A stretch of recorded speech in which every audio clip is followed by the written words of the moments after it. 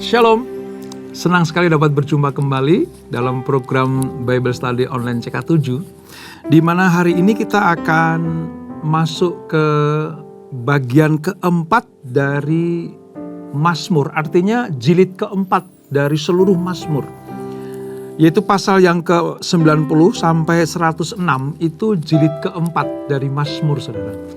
Nah, pada Mazmur 90 ini, Musa itu memberikan sebuah pelajaran buat bangsa Israel. Ketika dia tidak diizinkan Tuhan masuk tanah perjanjian, tetapi setelah Tuhan memvonis dia tentang tidak boleh masuk ke tanah yang diimpi-impikan bangsa Israel itu, Musa tidak serta-merta patah semangat.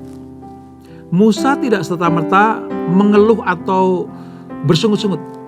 Justru dia mempergunakan sisa waktu umurnya untuk melakukan hal-hal yang luar biasa. Nah, kisahnya seperti apa? Mari, sebelum kita membaca, kita merenungkan, kita mendapatkan manfaat di dalamnya, kita datang kepada Tuhan. Kita sembah Dia, saudara. Syukur bagimu, Bapa. Syukur bagimu, Tuhan. Bapa yang kekal,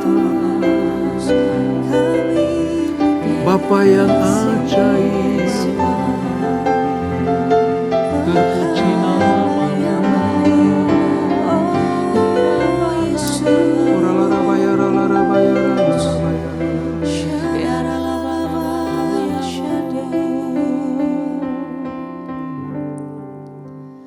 Ajar kami Tuhan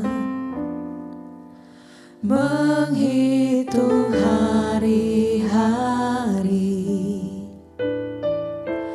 agar kami beroleh hati bijaksana.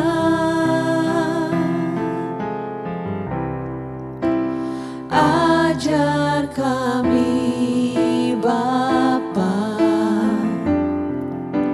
hidup dalam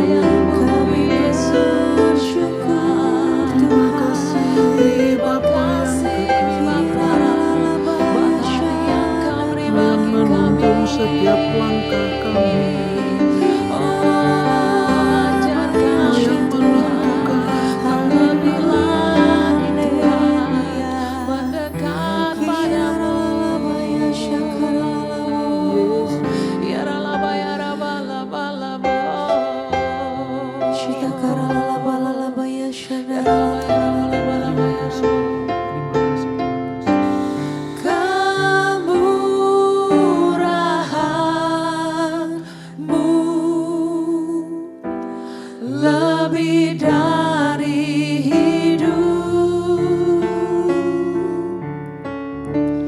kemurahan-Mu lebih dari hidup, maka jidaku memuji Engkau, kemurahan-Mu lebih dari hidup, kemurahan-Mu lebih dari hidup, kemurahan-Mu lebih dari hidup, maka lidahku memuji Engkau,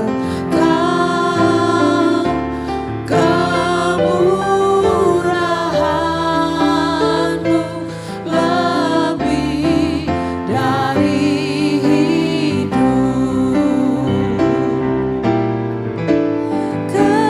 kemurahan-Mu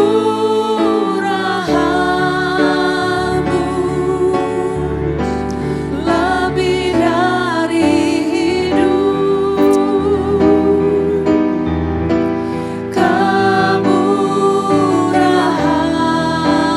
kemurahan-Mu lebih dari hidup, maka lidahku memuji Engkau, kemurahan-Mu lebih dari hidup, kemurahan-Mu lebih dari hidup, kemurahan-Mu lebih dari hidup. Amin Tuhan. Hanya karena kemurahan-Mu lah, maka hidup kami, jalan-jalan hidup kami, semuanya diatur sedemikian rupa oleh Tuhan. Kami mau mengisi hari-hari kami dengan cara-cara yang Tuhan kehendaki, dengan hikmat yang Tuhan berikan buat kami. Kami menjalani hari-hari kami ya Tuhan. Terima kasih Bapa. Kami akan melanjutkan pembelajaran kami, urapi kami Tuhan, jamah kami. Di dalam nama Yesus, mari yang siap belajar firman Tuhan, sama-sama kita katakan, amin. Saudara, Mazmur 90 ini ditulis oleh Musa. Ketika Musa mendapatkan vonis dari Tuhan, bahwa dia tidak boleh masuk ke tanah perjanjian, tidak serta-merta Musa itu lalu patah semangat. Sedih, iya. Kecewa, pasti. Sangat-sangat mendambakan masuk tanah perjanjian bersama umat yang dibawa mereka keluar dari Mesir. Tapi sayang di tengah jalan, di padang gurun itu, Musa melakukan pelanggaran-pelanggaran yang oleh Tuhan dinyatakan tidak boleh dilakukan oleh seorang pemimpin sekelas kamu. Maka keputusan Tuhan, Musa tidak bisa masuk ke tanah perjanjian. Namun demikian, Musa tetap setia kepada Tuhan. Musa tetap ada di dalam rancangan Tuhan. Kadangkala saudara, kalau Tuhan seolah-olah memvonis kehidupan manusia, mungkin waktu umur di dunia ini tidak akan panjang lagi oleh karena sesuatu hal sakit penyakit. Dokter sudah memvonis tinggal beberapa saat. Mungkin manusia itu atau orang itu sudah tidak bisa berbuat apa-apa karena usia. Sudah menginjak umur di atas 80, menjelang 90 gitu ya. Masih hidup. Tetapi kadang dia berpikir, apalagi yang harus aku lakukan? Sudahlah, menanti waktu dipanggil Tuhan saja. Gitu. Sehingga apa? Dia tidak berbuat apa-apa. Berbeda dengan Musa. Musa jelas sudah divonis tidak boleh masuk tanah perjanjian. Mudah bagi Musa untuk kecewa. Mudah bagi Musa untuk ngambek sama Tuhan. Lalu ya sudahlah, kalian berangkat saja. Sudah, aku akan melanjutkan perjalanan bersama dengan engkau. Sudah, aku sampai di sini saja. Kalian terus berjalan menuju tanah perjanjian. Karena aku tidak boleh masuk ke sana. Bisa saja Musa seperti itu. Tapi ternyata tidak, saudara. Musa menunjukkan bagaimana kebesaran hati dan jiwanya. Sehingga Musa menjadi pemimpin yang sangat-sangat disukai bangsa Israel. Sepeninggalan dia, saudara, Musa betul-betul dijadikan pahlawan bagi mereka. Lewat Musa, hukum-hukum Allah disampaikan. Lewat Musa, bangsa Israel keluar dari Mesir. Lewat Musa, mereka bisa menikmati mujizat-mujizat Tuhan. Nah, hari ini kita belajar bagaimana doa seorang Musa ketika dia tahu tidak diperbolehkan masuk tanah perjanjian. Apa yang dilakukan oleh Musa? Mari kita baca ayat 1 sampai dengan ayat yang ke-17. Dari Mazmur pasal 90, Perjanjian Lama halaman sekitar 927. Demikian firman Tuhan. Judulnya Tuhan, Perteduhan Abadi. Atau Allah, tempat pelindungan yang kekal. Abadi dan kekal itu sama, saudara. Doa Musa, abdi Allah. Tuhan, Engkaulah perteduhan kami turun-temurun. Sebelum gunung-gunung dilahirkan, bumi dan dunia diperanakkan. Dari dahulu kala sampai selama-lamanya Engkaulah Allah. Engkau mengembalikan manusia kepada debu dan berkata, kembalilah hai anak-anak manusia. Sebab di matamu 1000 tahun sama seperti hari kemarin yang telah berlalu, atau seperti suatu giliran jaga di waktu malam. Engkau menghanyutkan manusia dalam tidurnya. Di pagi hari mereka seperti rumput yang akan binasa. Di waktu pagi bersemi dan bertumbuh. Di waktu petang lisut dan layu. Sungguh kami habis lenyap karena murkamu. Dan karena kobaran amarahmu kami menjadi gentar. Engkau menaruh kesalahan kami di hadapanmu. Bahkan yang tersembunyi pun dalam cahaya wajahmu. Sungguh segala hari kami berlalu karena gerammu. Kami menghabiskan tahun-tahun kami seperti keluh. Masa hidup kami 70 tahun. Jika kami kuat 80 tahun. Dan kebanggaannya hanyalah kesukaran dan penderitaan. Ya, sungguh cepat kami melayang lenyap. Siapakah yang mengenal kekuatan murkamu dan menyadari gerammu sehingga takut kepadamu? Ajarlah kami menghitung hari-hari kami supaya kami beroleh hati yang bijaksana. Kembalilah ya Tuhan, berapa lama lagi? Sayangilah hamba-hambamu. Kenyangkanlah kami di waktu pagi dengan kasih setiamu, supaya kami bersorak-sorai dan bersukacita sepanjang hidup kami. Buatlah kami bersukacita, seimbang dengan hari-hari Engkau menindas kami, seimbang dengan tahun-tahun kami mengalami kesengsara. Biarlah perbuatanmu terlihat oleh hamba-hambamu, dan semarakmu oleh anak-anak mereka.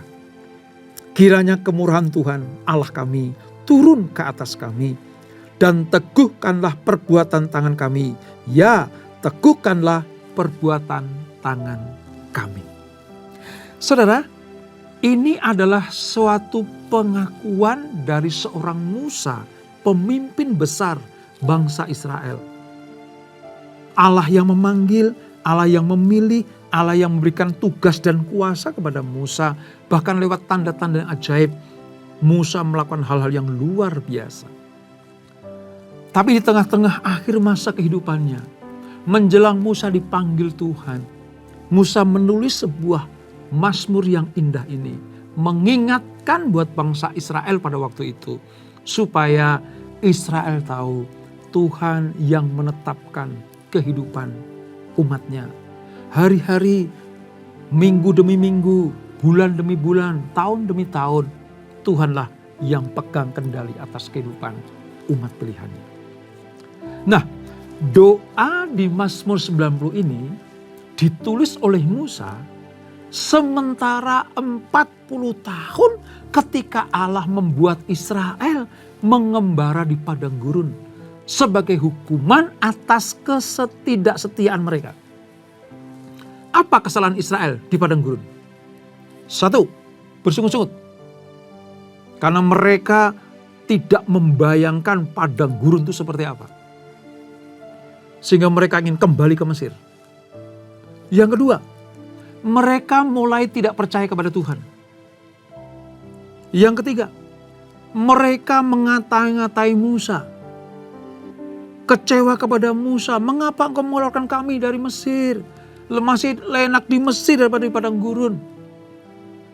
Sungut-sungut mereka ini memang ditujukan kepada Musa, tapi sesungguhnya itu kepada Tuhan. Maka Allah betul-betul marah dan murka. Diputarlah bangsa Israel selama 40 tahun. Ini suatu angkatan orang Israel yang tidak taat. Dan mereka, generasi pertama yang keluar dari Mesir itu, mati di padang gurun. Tersisa 2 orang, Yosua dan Kaleb. Namun Musa luar biasa, memiliki hati bapa, memiliki hati seorang gembala, pemimpin sejati. Musa mengajarkan kepada bangsa Israel supaya mengakui bahwa Tuhanlah yang menentukan jalan hidup umatnya. Setelah mengakui tentang pelanggaran kesalahan mereka, Musa mengajak bangsa Israel untuk kembali kepada Tuhan. Lalu Musa mendoakan supaya pemulihan dan perkenanan Tuhan itu turun kembali kepada umat pilihan Allah ini. Nah, sedikit saudara, kita harus ketahui bahwa Musa pernah bersalah ketika di padang gurun itu. Kalau saudara ingat, kita belajar di kitab-kitab Bilangan, ya, kitab-kitab 5 Taurat Musa itu, kita Keluaran dan Bilangan, kita melihat bagaimana Tuhan betul-betul minta Israel itu hidup kudus. Makanya dia pakai ukuran kepada Musa itu harus betul-betul benar dan kudus.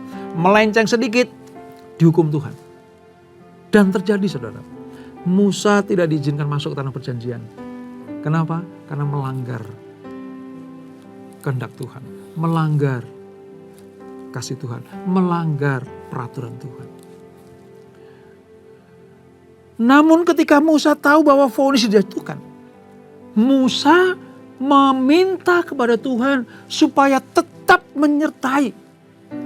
Mungkin kalau saya bisa katakan dengan bahasa sederhana begini saudara. Ya Tuhan, aku terima keputusanmu. Ini kata Musa. Ya Tuhan, aku terima pengadilanmu. Aku terima bahwa aku tidak diizinkan masuk tanah perjanjian. Tetapi sisa hidupku biarlah aku pergunakan dengan sebaik-baiknya. Itulah sebabnya aku minta hikmat daripadamu. Lalu Musa mendoakan bangsa Israel. Dan mengisi hari-hari sebelum Tuhan memanggil dia. Musa mempergunakan waktunya dengan luar biasa. Musa minta kepada Tuhan, berikan aku kebijaksanaan ya Tuhan.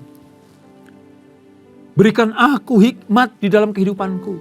Untuk mengisi hidupku, hari-hariku dengan hal-hal yang baik. Ayat 12 tadi saudara. Ajar kami menghitung hari-hari kami, supaya kami beroleh hati yang bijaksana. Saudara tahu? Musa menuliskan Mazmur ini di penghujung hidupnya, kira-kira hampir umurnya 120 tahun. Karena umur Musa 120 tahun. 40 tahun pertama dia ada di istana Fir'aun. Dia diangkat kan menjadi anak Fir'aun di Mesir, lingkungan istana. Allah memanggil, Musa sadar bahwa dia bukan orang Mesir tapi orang Ibrani, maka dia keluar dari istana. 40 tahun dia ada di dalam pekerjaan sebagai penggembala domba di Midian. 40 tahun yang ketiga, Musa dipanggil Tuhan untuk memimpin bangsa Israel. Kembali ke Mesir untuk membawa umat pilihan Tuhan ini keluar dari perbudakan di Mesir. Dan dipercaya Mazmur 90 ini ditulis Musa menjelang dia berumur 120 tahun. Pertanyaannya begini saudara. Mengapa setua Musa kok masih minta kebijaksanaan? Mengapa umur setua Musa menjelang dipanggil Tuhan, kok Musa masih minta supaya dia masih diizinkan melakukan tugas-tugas yang Tuhan percayakan kepadanya? Di pengantar tadi saya akan bilang, biasanya orang-orang yang sudah divonis, sudah tidak punya pengharapan lagi, umurnya sudah menjelang dipanggil Tuhan gitu ya saudara, sudah tua gitu ya. Sudah tinggal menanti Tuhan memanggil. Sudah santai-santai saja ya, nggak lakukan apa-apa. Tidak dengan Musa. Justru ketika menjelang Tuhan memanggil dia memberikan sebuah pernyataan yang luar biasa. Bukan hanya kepada dirinya, tapi lebih daripada itu, dia ingin memberikan teladan, pelajaran hidup kepada bangsa Israel. Kita tidak boleh menyia-nyiakan hari-hari waktu yang Tuhan berikan buat kita. Makanya setua Musa pun, dia tetap minta Tuhan memberikan hikmat supaya apa? Mengisi hari-harinya, menghitung hari-harinya dengan hati yang bijaksana. Ini saudara. Tuhan menghukum Musa. Tuhan menyatakan, Musa, engkau tidak boleh bersama dengan angkatan kedua masuk dalam perjanjian. Itu suatu penderitaan batin. Saudara. Itu sangat-sangat tekanan yang besar buat Musa. Seolah dia sama saja dengan orang yang mati di padang gurun. Seperti bangsa Israel yang dihukum Tuhan. Musa bisa saja mendapat, oh Tuhan, aku bukan pemimpin, aku sama seperti umat yang kau murkai, yang mati di padang gurun itu. Kalau memang kau sudah vonis aku tidak masuk dalam perjanjian, ya sudahlah. Aku gak mau ikut campur lagi tentang pekerjaan ini, tentang tugas ini. Bisa saja Musa seperti itu. Tapi ternyata tidak. Musa betul-betul menampilkan kebesaran jiwa dan hatinya. Dia tidak ngambek kepada Tuhan. Dia tidak keluar dari rancangan Tuhan. Dia tetap berjalan, maju bersama dengan apa yang Tuhan rancangkan bagi bangsa Israel. Sampai pada titik manapun, ketika Tuhan mengizinkan Musa tetap hidup, dia akan lalui itu, dia akan tuju itu. Itu sebabnya kenapa Musa minta, berikan aku hati yang bijaksana untuk menghitung hari-hariku ini. Musa menyadari bahwa Tuhanlah yang memegang kendali dan menentukan umur. Allah memberikan kesempatan kepada umatnya, termasuk saudara saya, juga Musa. Dia yang menentukan kapan kita lahir. Dia yang memilih kita, memanggil kita, melakukan tugas-tugas apa yang Tuhan embankan buat kita. Dia juga yang menentukan kapan selesai tugasnya, kapan umurmu selesai. Di hadapan Allah, manusia yang fana, yang terbatas ini, kita hanya hidup oleh karena anugerah Tuhan. Oleh sebab itu, jangan sia-siakan hari-harimu, waktu-waktumu, umurmu di dunia ini. Kalau Tuhan masih berikan umur buat kita, Tuhan belum selesai dengan kita. Nah kalau Tuhan belum selesai dengan kita, ya jangan selesai. Pergunakanlah waktu yang ada. Tidak boleh kita memberikan waktu dengan sia-sia. Apalagi tidak melakukan apa-apa. Dan yang utama adalah pergunakan waktu untuk mempermuliakan nama Tuhan. Musa sangat sadar di tengah kefanaan hidupnya, dia pengen mendapatkan perkenanan Tuhan supaya hidupnya berkualitas, dipergunakan untuk kemuliaan Tuhan. Walau dia tidak bisa masuk tanah perjanjian, ia masih dipercaya memimpin sampai ke perbatasan. Ini luar biasa. Musa memimpin bangsa Israel sampai ke perbatasan. Dia naik ke gunung yang dipercaya Gunung Nebo. Sekarang ini wilayah Yordania. Di Gunung Nebo itulah Allah minta Musa memandang dari timur ke barat. Itu tanah yang kujanjikan kepada umat pilihanku, yang aku bawa mereka keluar dari Mesir untuk menempatinya. Tanah yang penuh dengan susu madu. Di sanalah pengintai-pengintai melihat bagaimana indah dan subur makmurnya tanah itu. Tapi kepada Musa hanya diizinkan melihat saja. Hanya diizinkan melihat. Betapa pedih, betapa perih hati Musa melihat tanah yang harus dia naik, masuk ke situ. Tetapi kepedihannya, kekecewaannya, keputusasaan yang hampir saja merenggut hatinya, dia tepiskan itu. Dia buang jauh-jauh. Dengan cara apa? Musa bertekad untuk mengisi hari-harinya yang tersisa bagi kemuliaan nama Tuhan. Wow. Saya ketika membaca ini saudara, saya tahu salah satu segi kehidupan Musa bagaimana dia tidak putus asa ketika divonis oleh Tuhan. Karena Musa tahu umat ini milik Tuhan. Tanah perjanjian milik Tuhan. Semua yang ada di depan Musa adalah milik Tuhan. Termasuk dirinya sendiri adalah milik Tuhan. Nah, orang yang sadar akan hal ini, bahwa segala sesuatu adalah milik Tuhan, ya keputusan Tuhan harus kita terima. Vonis Tuhan, keputusan Tuhan itu harus kita terima dan aminkan. Kalau toh itu mengecewakan kita, ya kita ubah menjadi hal-hal yang positif. Seperti Musa, dia tetap minta kepada Tuhan, berikan aku kekuatan, hikmat untuk menjalani hari-hari dengan bijaksana. Kesimpulannya begini, saudara. Ketika Musa berkata di ayat ke-10, saya ingatkan ayat ke-10. Masa hidup kami 70 tahun, jika kami kuat 80 tahun. Dan kebanggaannya hanyalah kesukaran dan penderitaan. Ya, sungguh cepat kami melayang lenyap. Artinya begini, saudara. Manusia semakin kesini nih, semakin zaman mendekati kedatangan Yesus yang kedua kali itu umurnya semakin pendek. Ada sih yang melebihi 80 ada, bahkan sampai 100 juga ada. Tapi itu semuanya adalah penderitaan. Lebih daripada 80 isinya penderitaan. Namun Musa memberikan sebuah gambaran begini. Kalau toh Tuhan memberikan waktu hidup kita lebih dari 70 atau 80 tahun, tetaplah hidup di dalam rancangan dan tugas-tugas Tuhan. Sebab apa? Hidup dunia yang pendek ini tidak sebanding dengan kehidupan kekal yang menanti kita, yang disediakan Tuhan buat umatnya. Oleh sebab itu, kita mohon pemahaman dari Tuhan. Supaya apa? Mengisi hari-hari kita dengan arif bijaksana. Betul-betul dipakai untuk mempermuliakan nama Tuhan. Mempersembahkan hidup kita, mempersembahkan tubuh kita, termasuk mempersembahkan waktu kita hanya kepada Tuhan. Dan Musa memberikan teladan yang luar biasa. Saya katakan begini, saudara.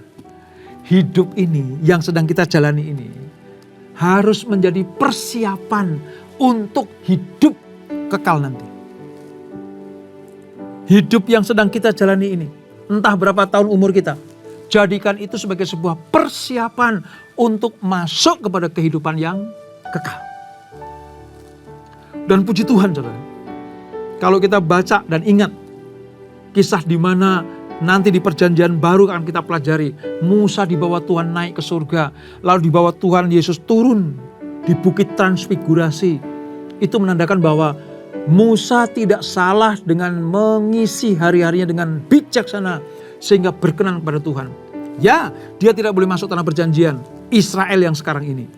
Tetapi perjanjian, tanah perjanjian yang kekal itu Yerusalem yang baru. Musa ada di sana. Terbukti dibawa turun oleh Yesus bersama dengan Nabi Elia di bukit transfigurasi. Itulah yang menjadi tujuan hidup kita sama seperti Musa. Mari isi hari-hari kita dengan bijaksana. Dalam takut akan Tuhan, hidup dalam kebenaran, layani Tuhan dan sesama. Maka Tuhan pasti akan berkenan kita semuanya. Dan itulah Mazmur 90. Kita berdoa. Bapa, terima kasih. Kami diingatkan, masa hidup kami adalah 70 atau 80 lebih. Ya, tetapi itu semuanya adalah sementara. Musa memberikan gambaran buat kami semuanya. Ada waktu kekal yang menanti kita, yaitu kehidupan yang kekal. Oleh sebab itu, masa-masa hidup kami di dunia ini, kami jadikan sebagai masa persiapan untuk masuk kepada kehidupan yang kekal. Yang tidak ada batas tahun-tahunnya itu. Ada sukacita kekal, kemuliaan kekal, sorak-sorai kekal di surga yang Tuhan sediakan. Oleh sebab itu Bapa, seperti Musa berdoa, minta kebijaksanaan untuk menghitung hari-hari, menjalani hari-hari dalam perkenan Tuhan. Demikianlah kami minta kebijaksanaan dari Tuhan. Supaya kami boleh mengisi hari-hari kami dengan hal-hal yang berkenan kepada Tuhan. Berkati kami semuanya. Berkati yang join Bible Study Online CK7 ini. Berkati kehidupan kami. Terpuji namamu selama-lamanya. Sebelum kami berpisah, kami siapkan hati kami terima berkat yang daripadamu. Kekasih-kekasih Kristus arahkan hatimu pada Tuhan. Terimalah berkat kasih anugerah dari Allah Bapa yang berlimpah-limpah. Di dalam anaknya yang tunggal Tuhan Yesus Kristus. Dan persekutuan yang manis dalam Roh Kudus menyertai kita semuanya. Mulai saat ini sampai Maranatha. Yesus datang yang 2 kali menjemput kita semuanya. Bertemu di awan-awan yang permai. Menikmati kemuliaan kekal sampai selama-lamanya. Yang diberkati. Sama-sama kita katakan amin. Amin. Tuhan Yesus memberkati.